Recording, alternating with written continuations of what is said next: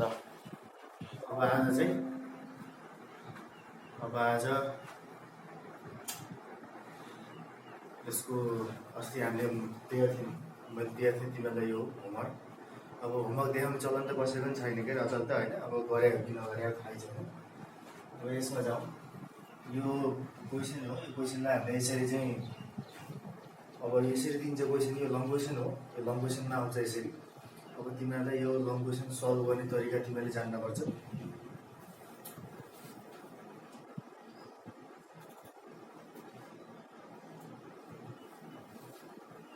अब यसलाई कसरी गर्ने त भन्दाखेरि चाहिँ सबैभन्दा पहिला अब हामी एन्सर लेख्छौँ। एन्सर लेख्नको लागि अब हामीले यो एसपिडिएफमा छ र सबै इलिमेन्ट्सहरू एसपिडिएफमा एरेन्ज गरेर राखिएको छ।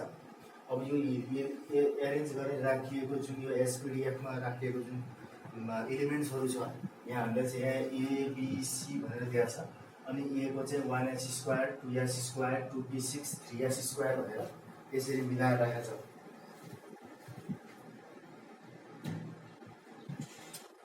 अब के गर्न सकिन्छ त भन्दाखेरि अब बीमा पनि त्यस्तै मिलाएर राखिएको छ र सीमा पनि त्यसरी नै मिलाएर राखिएको छ। अब हामीलाई के लेख्नु छ भने write the name of element indicated by A B C. अब एबिसीले इन्डिकेट गरेको इलिमेन्ट्सहरूको नाम लेख्न पर्यो। अब लेख्नुको लागि हामीले के गर्नुपर्छ त भन्दाखेरि चाहिँ हामीले यहाँ इलेक्ट्रोन्सको नम्बरलाई काउन्ट गर्नुपर्छ।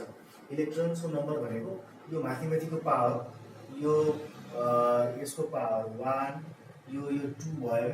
अनि फेरि त्यहाँबाट यो 2 जोड्यो 4 भयो। 4 + 6 10 भयो। अनि 10 + 1 11 भयो। यसरी चाहिँ जति त्यो एसपिडिएफको जुन पावरमा हुन्छ त्यो पावरलाई जोड्यो भने के आउँछ त भन्दाखेरि चाहिँ हामीले त्यहाँबाट चाहिँ हामीले एटोमिक नम्बर थाहा पाउँछौँ।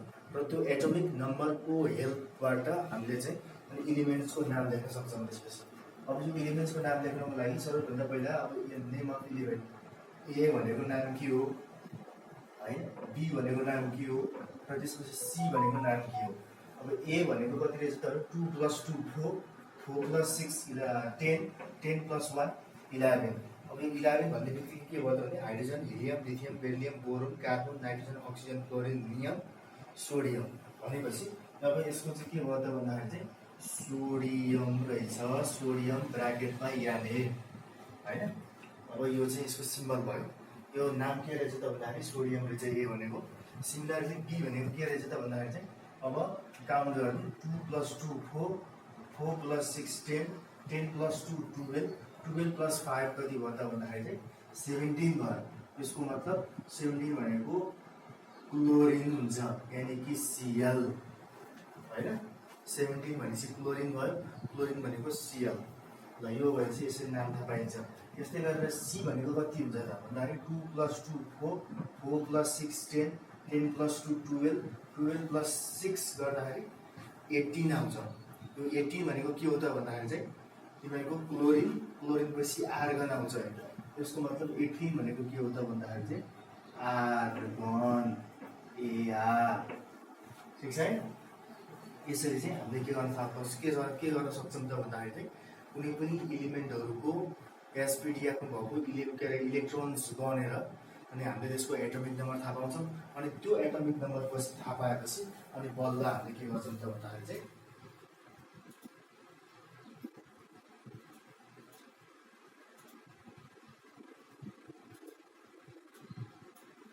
अनि हामीले इलिमेन्ट्सको नाम थाहा पाउँछौँ। अब यसमा जाउँ कहाँ भन्दाखेरि सेकेन्डमा। यो फर्स्टको एन्सर भयो। अब सेकेन्डको एन्सरमा जाउँ। Write the valency of A and C with their chemical nature. ल अब ए र सीको हामीले केमिकल नेचर लेख्न पऱ्यो, भ्यालेन्सी पनि लेख्न पऱ्यो। थाहा पाउनु कसरी त भन्दाखेरि अब ए को अब भ्यालेन्सी अफ ए अनि अर्को भ्यालेन्सी अफ सी। यो थाहा पाउने तरिका कस्तो हो त भन्दाखेरि चाहिँ यो चाहिँ हामीले ब्लक हेर्न पर्ने हुन्छ। ब्लक भनेको एस ब्लक छ कि पी ब्लक छ कि होइन, डी ब्लक छ कि एफ ब्लक। अब हामीले एसपिडिएफ भने नि त। अब एसपिडिएफ भन्ने बित्तिकै अब यहाँ एस ब्लक होइन, पी ब्लक अनि डी ब्लक अनि एफ ब्लक गरेर यो पिरियडिक टेबलमा 4वटा भागमा बाँडेको छ के। अब यो सबै हामीले यहाँ अहिले पढ्दैन, यो क्लास 10 मा छ धेरै जसो त। तर के बुझ्ने भन्दाखेरि लास्टमा यहाँ के छ भन्दाखेरि यास छ। यसको मतलब यो ए यानी कि यो सोडियम भनेको यास ब्लकमा पर्छ पिरियडिक टेबलको। यसरी बुझ्नु। अब यहाँ के छ भन्दाखेरि चाहिँ यसरी अब यहाँ बुझ्नुपर्ने मेन कुराहरू चाहिँ अब यहाँ तिमीहरूले अब भ्यालेन्सी अफ ए यदि यास ब्लक छ भने, यास ब्लक भयो भने त्यो यासको टाउकोमा जति छ लास्टमा जति छ त्यति नै त्यसको के हुन्छ त भन्दाखेरि भ्यालेन्सी हुन्छ है। यासको टाउकोमा जति छ त्यसको भ्यालेन्सी त्यति नै हुन्छ। यसरी कुरो बुझ्नु। यसको मतलब भने यासको टाउकोमा कति छ त भने 1 छ। यासको टाउकोमा त हद्दै भयो कि 1 हुन्छ कि 2 हुन्छ। त्यही भएर चाहिँ अब अहिले यहाँ 1 छ, त्यही भएर यसको भ्यालेन्सी कति आयो त भन्दाखेरि चाहिँ 1 आयो। ए को भ्यालेन्सी 1। त्यस्तै गरेर सिमिलरली अब सी, अब सी को भ्यालेन्सी कति त भन्दाखेरि चाहिँ यसको लास्टमा के छ त भन्दाखेरि पी ब्लक छ। यास ब्लक भयो भने जति छ त्यति नै लेख्ने हो। यो पी ब्लक भयो भने चाहिँ तिमीले के गर्नुपर्छ त भन्दाखेरि चाहिँ फो भन्दा तल छ कि माथि छ त्यो हेर्नुपर्छ हामीले। हेर जस्तै अब यो पी को भ्यालु पी ब्लक आयो भने यो पीले यासको पनि पावरलाई तान्छ। यास लास्टमा यास ब्लक छ भने चाहिँ कसैलाई पनि तान्दैन, जति छ त्यसको त्यति नै हुन्छ है। तर पी ब्लक छ भने चाहिँ पी ब्लक भयो भने त्यसले अगाडिपट्टिको यास ब्लकको पनि पावर के गरिदिन्छ त भन्दाखेरि तानिदिन्छ। त्यो तानिदिएपछि के हुन्छ त भने अब हाम्रो यहाँ के भयो त भने 2 + 6 भनेको 8 हुन्छ हैन। 2 + 6 भनेको 8 हुन्छ। तर भ्यालेन्सी कहिले पनि 4 भन्दा माथि जाँदैन। 4 भन्दा माथि भ्यालेन्सी हुँदैन। हाम्रो भ्यालेन्सी हुने भनेको 0 1 2 3 र 4 सम्म हुन्छ। 4 सम्म हो हाम्रो म्याक्सिमम भ्यालेन्सी हुने।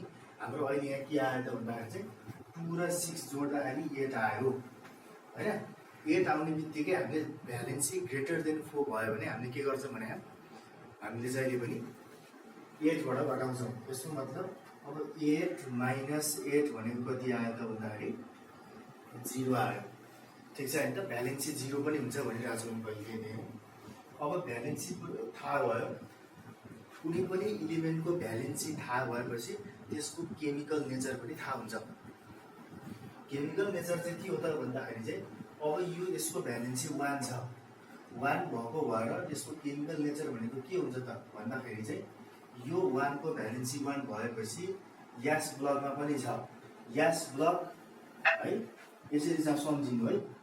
यहाँ के सम्झिनु पर्छ तिमीहरूले भन्दाखेरि चाहिँ यास र यास 1 र यास 2 भनौँ न। यास 1 अनि यास 2 अनि त्यसपछि P1 यति तीनटा हो भने यिनीहरू सबै मेटलहरू हुन् है। यास 1 यास 2 र P1 छन् भने लास्टमा यास 1 यास 2 र P1 हुन्छ भने त्यो सबै के हुन्छ त भने मेटल्सहरू हुन्छ। र यो भन्दा बाहेक अब P2 P3 P4 P5 P6 P मा त 6 वटासम्म हुन्छ नि त। त्यसले गर्दाखेरि P1 चाहिँ मेटल हो। र P2 देखि P2 P3 P4 P5 P6 यो सबै चाहिँ के हो त भन्दाखेरि चाहिँ नन मेटल हो। अर्को सम्झिनु पर्ने P2 P3 P4 P5 P6 यो सबै चाहिँ के हो त भन्दाखेरि चाहिँ नन मेटल्सहरू हुन्। ठिक छ हैन। यो चाहिँ तिमीहरूले एउटा कर्नरमा कतै लेख्न कतै सम्झिनको लागि लेख्नु यो चाहिँ हैन। अब यसको यो यास ब्लकमा भएपछि यो के हो त भन्दाखेरि मेटल हो। अब यो कुन केमिकल नेचर हो त? मेटलले जहिले पनि इलेक्ट्रोन दिन्छ यसले त हैन। इलेक्ट्रोन दिन्छ अनि नन मेटलले इलेक्ट्रोन लिन्छ भन्न खोजेको यसको केमिकल नेचर भनेको के हो त भन्दाखेरि चाहिँ इट इज मेटल हो एन्ड इलेक्ट्रोपोजिटिभ इन नेचर। ठिक छ हैन। यो चाहिँ मेटल हो र मेटलहरू जहिले पनि के हुन्छ त भने इलेक्ट्रोपोजिटिभ इन नेचर हुन्छ। नन मेटलहरू चाहिँ इलेक्ट्रोनेगेटिभ इन नेचरहरू हुन्छ। अब यसको चाहिँ भ्यालेन्सी 0 छ। भ्यालेन्सी 0 भयो भने के हो त it is inactive in nature. It is inactive in nature भनेको भ्यालेन्सी 0 हुनु भनेको यसलाई इलेक्ट्रोन चाहिए पनि छैन, दिन पनि पर्यो होइन, लिन पनि पर्यो होइन। यस्तो खाले इलिमेन्टहरू रियाक्सनमा भाग लिँदैन। It does not take part in chemical reaction. यो केमिकल रियाक्सनमा यस्ता खाले इलिमेन्टहरू भागै लिँदैन। ठिक छ होइन? यसको केमिकल नेचर भनेको it is inactive in nature. ल यो भनेको सेकेन्डको भयो। अब थर्डमा जाउँ। Right down the balanced chemical equation. Balanced chemical equation between A and B. A र बीको बिचमा ब्यालेन्स केमिकल इक्वेसन लेख्नु पर्यो। अब ए भनेको के हो त भन्दाखेरि सोडियम होइन, सोडियम भनेको याने, अनि त्यहाँबाट बी भनेको क्लोरिन, क्लोरिन भनेको Cl2 लेख्नु पर्यो नि त फेरि। अब यो त मोलिकुलर फर्मुला लेख्नु पर्यो यहाँ त। केमिकल रियाक्सनमा त सिम्बल लेख्ने होइन, मोलिकुलर फर्मुला लेख्ने हो। त्यो भएर सोडियमको सिम्बल चाहिँ यहाँ नै हो, क्लोरिनको सिम्बल चाहिँ Cl हो, तर यसको मोलिकुलर फर्मुला चाहिँ Cl2 हो। यसरी कुरो बुझ्नु। अब याने भनेको सोडियम अनि मोलिकुलर फर्मुला अफ क्लोरिन भनेको चाहिँ Cl2। कुरो बुझ्यो बुझेन? धेरै जसो ग्यासहरू जति जति छन् सबैको लास्टमा two two two two two झुन्डिन्छ।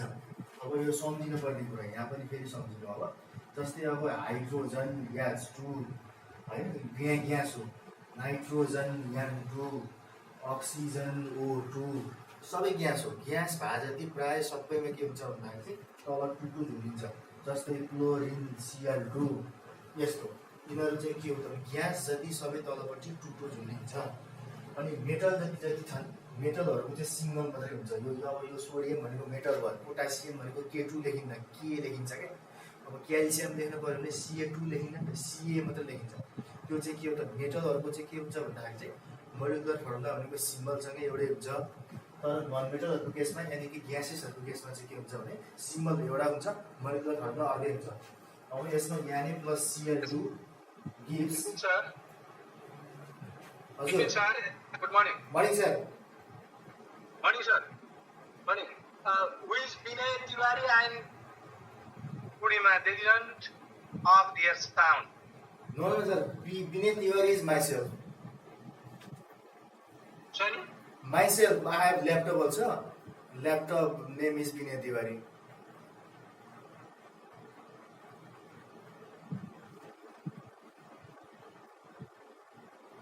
ल अब हेर यसमा याने Cl2। अब याने Cl2 अब यसमा चाहिँ कनेक्ट भयो भने के भयो त भन्दाखेरि रियाक्सन भएपछि NaCl भन्छ। याने Cl2 हुँदैन है फेरि। अब यो क्रिस क्रस हामीले एयर क्लासमा पढ्दाखेरि जुन क्रिस क्रस पढ्थ्यो त्यो क्रिस क्रसको कुराहरू आउँछ यसमा। अब यहाँ दुईटैको भ्यालेन्सी 1 हुन्छ र क्रिस क्रस भएको कारणले गर्दाखेरि चाहिँ NaCl मात्रै हुन्छ। यो क्रिस क्रस काम हामी भोलि पढ्छौँ है फेरि। अब यसमा यो फर्म भयो। फर्म भएपछि रियाक्सन मस्ट बी ब्यालेन्स्ड। अब यो रियाक्सन ब्यालेन्स्ड केमिकल रियाक्सन भनिरहेको छ। यो ब्यालेन्स गर्नको लागि हेरे Cl2। अब यहाँ एउटा मात्रै Cl छ, यहाँ दुईटा Cl छ। अब यो दुईटा Cl बनाउनलाई यहाँ अगाडिपट्टि नम्बर थप्नु पर्यो। अगाडिपट्टि मैले अब 2 थपेँ। 2 थप्ने बित्तिकै के भयो दुईटा Cl भयो। तर यहाँ दुईटा याने छ र यहाँ के छ सिङ्गल याने छ। त्यसो भएर यहाँ पनि हामीले के गरौँ 2 थपौँ। 2 थप्यो भने यहाँ दुईटा याने, यहाँ पनि दुईटा याने, अनि Cl2 पनि दुईटा, अनि यतापट्टिको Cl2Cl पनि के भयो एउटै भयो। अब Cl2 र 2Cl भनेको एउटै हो। ठिक छ है? भनेपछि के भयो त right down the balance chemical equation भनेको this is the balance chemical equation होइन। यसको ब्यालेन्स केमिकल इक्वेसन यो हो। अब आइभीमा जाउँ। आइभी भनेको which compound is firmed after chemical reaction. अब यो केमिकल रियाक्सन भइसकेपछि अब कुन चाहिँ कम्पाउन्ड फर्म भयो त त्यो चाहिँ हामीले जान्नु पर्यो। अब कम्पाउन्ड भनेको यो हो, यानि कि NaCl। NaCl भनेको के हो त भन्दाखेरि सोडियम क्लोराइड। सोडियम क्लोराइड भनेको हामीले खाने नर्मल नुन हो, हामीले खाने साल्टो नाम हो सोडियम क्लोराइड भनेको। अब यो सोडियम क्लोराइड भनेको वास्तवमा अब कुन चाहिँ अब व्हिच कम्पाउन्ड यो नाम पनि देख्नु पर्यो। अनि टाइप्स अफ कम्पाउन्ड भन्न खोजेको इलेक्ट्रोभ्यालेन्ट कम्पाउन्ड भने कि कोभ्यालेन्ट कम्पाउन्ड भन्न खोजेको त्यो चाहिँ हामीलाई थाहा पाउनु जरुरी छ है। अब चाहिँ अब यहाँ के गर्नु पर्यो भन्दाखेरि चाहिँ यो याने भनेको मेटल हो होइन, सम्झिनु पर्ने कुरो कि दिस इज मेटल। अनि त्यो Cl2 भनेको नन मेटल। अब यहाँ जो कुरो बुझ्नु पर्यो metal versus non metal. Metal versus non metal भयो भने हामीले कुन कम्पाउन्ड अथवा कुन बोन्ड हुन्छ भने चाहिँ हामीले भनेको इलेक्ट्रोभ्यालेन्ट बोन्ड भनेर भनेको हो। द्याट इज वाइ अब हाम्रो के भयो त भन्दाखेरि चाहिँ व्हिच कम्पाउन्ड इज फर्म भन्दाखेरि चाहिँ electrovalent compound is formed after chemical reaction. ठिक छ है, यो one of the most important question हो। तिमीहरूले यो चाहिँ जाँचमा एकदम लङ क्वेसनमा आउँछ, यो तिमीहरूले जान्नै पर्छ।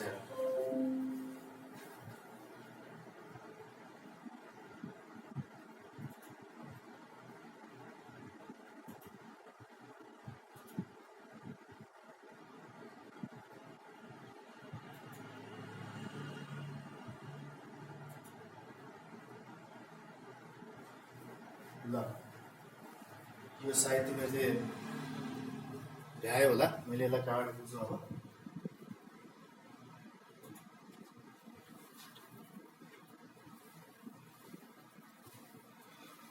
यो तिमीहरूलाई भिडियो पनि आउँछ, यो भिडियो आउँछ, भिडियो आएपछि सबै कुरो क्लियर हुन्छ त्यहीँ।